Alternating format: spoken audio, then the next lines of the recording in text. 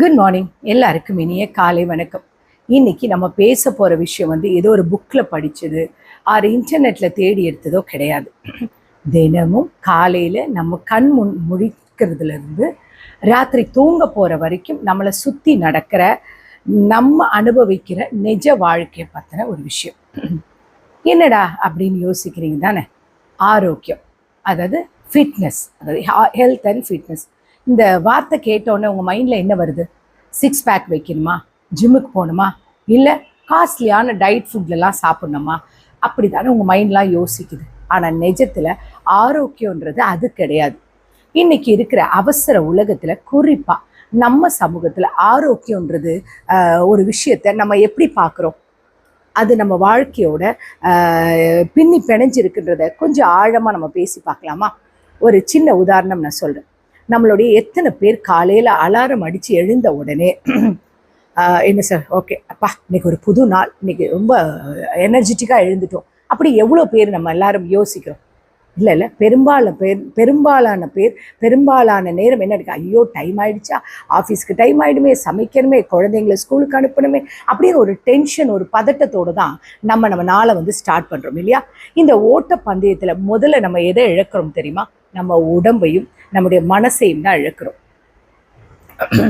இன்னைக்கு சொசைட்டியில் ஒரு பொதுவான ஒரு கருத்து இருக்குது. அதாவது நல்லா சம்பாதிக்கணும், பெரிய வீடு கட்டணும், கார் வாங்கணும், சமூகத்தில் ஒரு நல்ல ஒரு ஸ்டேட்டஸில் இருக்கணும். இதெல்லாம் நான் தப்புன்னு சொல்லவே இல்லை. ஆனால் இதையெல்லாம் அடையிறதுக்கு நீங்கள் ஓடுற ஓட்டத்தில் எதையெல்லாம் நீங்கள் இதெல்லாம் வச்சுட்டு நீங்கள் எப்படி அனுபவிக்க முடியும்? நீங்கள் உங்கள் உடம்பை மறந்துடுறீங்க இல்லையா? இந்த ஓடும் பொழுது சுவர் இருந்தால் தான் சித்திரம் வரைய முடியும். இன்னைக்கு அழகாக சித்திரத்தை அழகாக்குறதுக்காக சுவரையே இடைச்சிட்ருக்கோம். அதுதான் கசப்பான உண்மை. சுவருன்னு சொல்கிறது என்ன தெரியுமா? உங்கள் உடம்பை. இப்போ வாழ்க்கைன்ற சமூகத்தில் நம்ம டெக்னாலஜி வளர நம்முடைய வாழ்க்கையோட ஸ்டைலும் ரொம்ப ஈஸியாக ஆயிடுச்சு. ஆனால் உண்மை என்ன தெரியுமா? அது நம்மளை ஒரே இடத்துல உட்கார வச்சுருக்கு. முன்னாடியெல்லாம் ஒரு பொருளை வாங்கினோம்னா கடைக்கு நடந்து போவோம் இல்லையா? இன்னைக்கு ஃபோனில் அப்படியே ஒரு ஆப்பில் கிளிக் பண்ணால் வீட்டு வாசலே மளிகை ஜாமான்லேருந்து கறி எல்லாமே வந்துடுது. பசிச்சா சமைச்சு சாப்பிட்ற அந்த காலம் போய் ஆப்பை ஓப்பன் பண்ணால் 10 மினிட்ஸில் ஃபுட்டு டெலிவரி ஆகிடுது. இந்த கன்வீனியன்ஸ் அப்படின்னு சொல்கிற விஷயம் மெல்ல மெல்ல நம்ம உடம்பை எப்படி சொல்கிறது, ஒரு விதமான ஒரு சோம்பேறித்தனமாக ஆக்கியதை, ஒரு லேசியாக ஆக்கிறது. இல்லை, நம்மளுடைய சொசைட்டியில் இன்னொரு ட்ரெண்ட் ஒன்று இருக்குது. என்னென்னா ஸ்ட்ரெஸ் அண்ட் ஆங்ஷைட்டி. எனக்கு ரொம்ப ஸ்ட்ரெஸ்ஸாக இருக்குன்ற வார்த்தை இன்றைக்கி ஸ்கூல் படிக்கிற குழந்தைகள்லேருந்து ஐடி ஊழியரில் வீட்டில் இருக்கிற ஹவுஸ் ஒய்ஃப் வரைக்கும் எல்லாருமே சொல்ல ஆரம்பிச்சிட்டாங்க இல்லையா? இவங்க வாயில் ரொம்ப சாதாரணமான இந்த விஷயத்தை சொல்கிறாங்க. ஏன் இந்த நிலைமை எதுக்காக வருது? நம்ம லைஃப் ஸ்டைலு சுத்தமாக மாறி போச்சு. முன்னாடியெல்லாம் மனுஷங்களாம் இயற்கையோடு வாழ்ந்தாங்க, உடலுக்கு வேலை கொடுத்தாங்க, 4 பேர்கிட்ட பேசுனாங்க, நம்ம மனசில் இருக்கிற விஷயங்களை சொல்லிக்கிட்டாங்க, சண்டையோ சந்தோஷமோ அதை மற்றவங்ககிட்ட ஷேர் பண்ணாங்க. இன்றைக்கி வீட்டில் இருந்தாலும் ஃபோனு, வெளியில் இருந்தாலும் ஃபோனு, சோஷியல் மீடியாவில் மற்றவங்க எப்படி வாழ்கிறாங்க, அவங்க எப்படி சந்தோஷமாக இருக்காங்க, அவங்களுடைய காசிப் என்ன, இதெல்லாம் நமக்கு நாமே எல்லாத்தையும் யோசித்து நமக்கு நாமே ஒரு அழுத்தத்தை உண்டாக்கிக்கிறோம். இன்னொரு முக்கியமான விஷயம் என்ன தெரியுமா? நம்ம சாப்பிட்ற சாப்பாடு. இன்னைக்கு ஃபாஸ்ட் ஃபுட் கலாச்சாரம் ஒன்று சொல்கிறாங்க. இது நம்ம சொசைட்டியை எந்த அளவுக்கு ஸ்பாயில் பண்ணியிருக்குன்னு உங்களுக்கு தெரியுமா? பேக்கெட்டில் வர ஃபுட்டு, அப்புறம் ப்ராசஸ் பண்ண ஃபுட்டுஸ் எல்லாம் அளவுக்கு அதிகமாக நம்ம கன்சியூம் பண்ணும்போது, அது மாதிரி சுகரும் போகும்போது நம்ம உடம்பு அது வெறும் கேலரிஸ் மட்டும் கொடுக்காது, கூடவே நிறையா டிசீஸையும் நமக்கு கொடுக்குது. 20 ஆர் 30, அதாவது 20-30 இயர்ஸ்குள்ளே பார்த்தீங்கன்னா பிபி வருது, சுகர் வருது, ஹார்ட் அட்டாக், அப்படிலாம் ரொம்ப பயமாக இருக்குல்ல? நம்ம அந்த காலத்தில் இருந்தவங்களாம் 100-110 வயசு வரைக்கும் ரொம்ப சாதாரணமாக இருந்தாங்க. இதுக்கு காரணம் என்ன தெரியுமா? நம்ம சொசைட்டி கொடுத்த லைஃப் டைம் ப்ரெஷர் தான். நம்ம லைஃப்பில் இன்றைக்கி ஒரு எடுத்துக்கோங்களேன், நிஜ லைஃப்பில் மண்டே ஆனால் ஒரு இது பண்ணிப்போம், ஒரு ப்ராமிஸ் பண்ணிப்போம், நம்ம மண்டேலேருந்து நான் டயட்டில் இருப்பேன், நான் வாக்கிங் போவேன். ஆனால் புதன்கிழமை வரும்போது அப்படியே அந்த இன்ட்ரெஸ்ட் குறைஞ்சிது. ஃப்ரைடே வரும்போது நம்ம ரெகுலர் ஆகிடும். ஏன்னா நம்மளால் நம்மளுடைய ஹெல்த்தை மெயின்டைன் பண்ண முடியாது. அது ஏதோ ஒரு கடமை மாதிரி பார்க்குறோம். ஏதோ ஒரு டாக்டர் சொல்கிறாங்க, இல்லை ஏதாவது ஒரு பிரச்சனை வந்தால் மட்டும் பயந்து போய் பண்ணுறோம். ஏன்? ஆரோக்கியன்றது ஒரு தவம் கிடையாது, அது ஒரு மெடிடேஷன் மாதிரி கிடையாது, அது உங்களுடைய லைஃபோட ஒரு பார்ட். இந்த நம்ம நிஜ வாழ்க்கையில் இருக்க சில யதார்த்தமான பிரச்சனைகளை பேசுவோமா? ஒரு நடுத்தர குடும்பத்தில் இருக்கிறவங்களுக்கு ஹெல்த்தியாக சாப்பிட்ணோம்னா அதுக்கு நிறைய செலவாகுன்ற ஒரு எண்ணம் இருக்குது இல்லையா? ஆர்கானிக் ஃபுட்டு வாங்கணும். ஓட்ஸ், ஆலிவ் ஆயில், பாதாம், பிஸ்தா, கேஷ்யூ நட்ஸ் இதெல்லாம் சாப்பிட்டா தான் ஹெல்த்தியாக இருக்க முடியுமா? அது கிடையவே கிடையாது. நம்முடைய பாரம்பரிய உணவுகள் கம்பு, கேழ்வரகு, திணை, அதே மாதிரி நம்ம ஊரில் விளையிற கீரைகள், காய்கறிகள் இதெல்லாம் நீங்கள் ஹெல்த்தியாக எடுத்துக்கிட்டிங்கன்னா இதை விட பெஸ்ட்டு ஃபுட்டு உலகத்தில் எதுவுமே கிடையாது. இது ரொம்ப விலை ரொம்ப கம்மி தான். ஆனால் நம்ம சொசைட்டி எது பிராண்டட்னு காட்டுதோ அதை நோக்கி தான் நம்ம மைண்டு போகுது. ஏன்னா எப்போவுமே நம்ம கலர் கலராக இருக்கிறதான பார்ப்போம் இல்லையா? எக்ஸசைஸ் பண்ணுறதுக்கு ஜிம்முக்கு தான் போகணுன்ற அவசியம் கிடையாது. தினமும் ஒரு 30 மினிட்ஸ் வேகமாக நடக்கிறதுக்கும் மாடி ஸ்டேர்கைஸ் ஏழுற பார்த்திக்கோங்க. வீட்டில் இருக்கிற சின்ன சின்ன வேலைகளை சுறுசுறுப்பாக செய்ய ஆரம்பிச்சிங்கனாலே இது எல்லாமே ஒரு கைண்ட் ஆஃப் எக்ஸசைஸ் தான். நம்ம லைஃப் ஸ்டைலை நம்ம எப்படி மாற்றிக்கிறோன்றது நம்ம கையில் தான் இருக்குது. ஓகேங்களா? ஆரோக்கியத்தை மெயின்டைன் பண்ணணும். அதுக்கு என்ன பண்ணணும்? இது இந்த வீடியோவோட முக்கியமான பகுதி. இதுக்கு வந்துட்டு இந்த லைஃப் ஸ்டைலை மாற்றி எப்படி ரொம்ப நம்ம ஹெல்த்தியாக ப்ராப்பராக நம்ம எப்படி மெயின்டைன் பண்ணணும். இதுக்கு பெரிய ஃபார்முலாலாம் தேவையில்லைங்க. நான் சொல்கிற ஒரு 4 ஸ்டெப்ஸ், சிம்பிளாக ஒரு 4 ஸ்டெப்ஸ் சொல்கிறேன். ஓகே? ஃபஸ்ட்டு ஸ்டெப்ஸ் என்ன தெரியுமா? இம்பார்ட்டண்டான ஒன், ஸ்லீப், தூக்கம். என்னடா இப்படி சொல்கிறீங்களே யோசிக்கிறீங்களா? எல்லாரும் டயட், எக்ஸசைஸ் பற்றி பேசுகிறாங்க, ஆனால் யாரும் தூக்கத்தை பற்றி பேச மாட்டேனாங்க. ஒரு மனுஷனுக்கு டெய்லி 7 ஹவர்ஸ்லேருந்து 8 ஹவர்ஸ் வரைக்கும் ஆழ்ந்த நிம்மதியான தூக்கம். நீங்கள் என்ன தான் சாப்பிட்டு ஜிம்முக்கு போய் சரியான தூக்கம் இல்லைன்னா உங்கள் உடம்பு ரீசார்ஜ் ஆகவே ஆகாது. ராத்திரி தூங்குறதுக்கு 1 ஹவருக்கு முன்னாடியே மொபைலை தூர வச்சிருங்க. அதுவே உங்களுடைய தூக்கத்தை கெடுத்துரும். ஏன்னா நம்ம பார்க்கும்போது நிறைய நல்ல விஷயங்களும் வரலாம், அன்வான்ட் விஷயங்கள் நம்ம மைண்டை டிஸ்டர்ப் பண்ணுறது இருக்கலாம். அது நம்ம மனசுக்குள்ளே பதிஞ்சிடும். ஸோ அது நம்ம தூக்கத்தை கெடுத்துரும். மோஸ்ட்லி நம்ம கெட்டதாக தானே பார்த்துட்ருக்கோம் இல்லையா? ஏன்னா நேற்றே சொன்னேன், அல்காரிதம் அதுதான் காமிச்சிட்டே இருக்கும் இல்லையா? அது ஒரு டோப்பமைன் மாதிரி நமக்கு ஆக்கிடுது. அடுத்தது உணவு முறை, பேலன்ஸ் டயட்.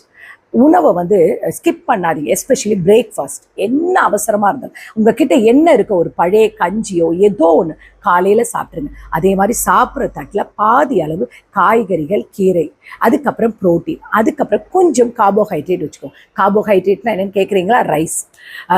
வயிறு ஃபுல்லாக இருக்கிற மாதிரி சாப்பிடாதீங்க, ஒரு முக்கால் வயிறு இருக்கிற மாதிரி சாப்பிடுங்க. புரியுதா?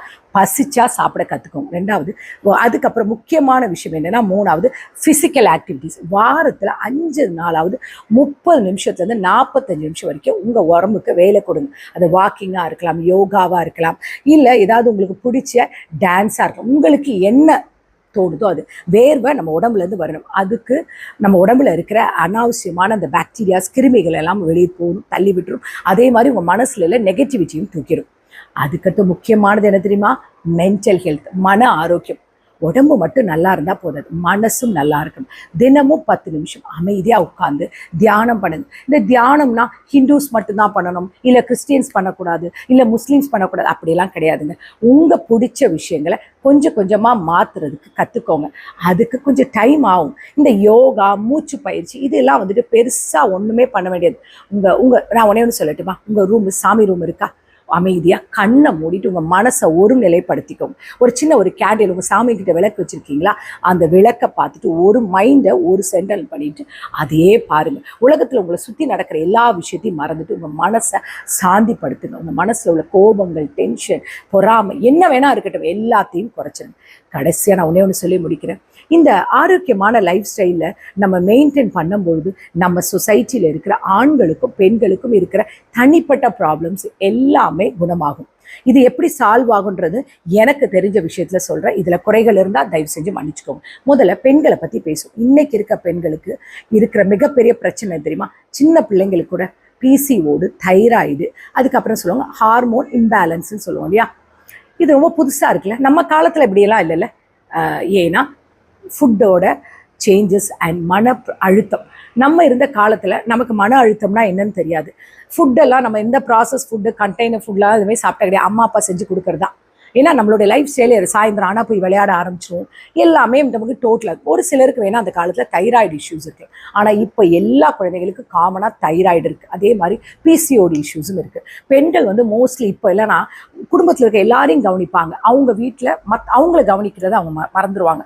மிச்சம் மீதி இருக்கிறத சாப்பிட ஆரம்பிச்சிருவாங்க. நேரத்துக்கு சாப்பிட மாட்டாங்க.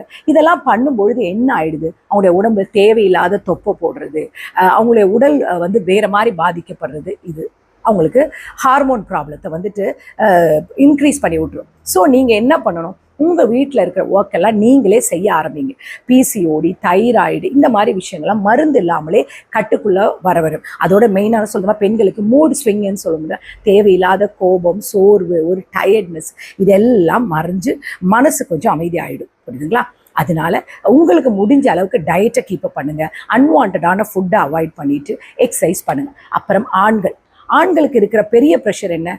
ஒர்க் ப்ரெஷர் தான். இதனால அவங்களுக்கு என்ன ஆயிடுது, ஒர்க் ப்ரெஷராலையும் இந்த சொசைட்டியோட ப்ரெஷராலையும் தொப்பை போட்டுறது, அப்புறம் வந்து ஆண்மை குறைவு, மலட்டுத்தன்மை, இது மாதிரி நிறைய பிரச்சனைகள் வந்து இதெல்லாம் இப்போ சொசைட்டியில் அதிகமாக இருக்குது. இதெல்லாம் ஆண்களுக்கு வெளியே சொல்கிறதுக்கு தயக்கமாக ஃபீல் பண்ணுறாங்க.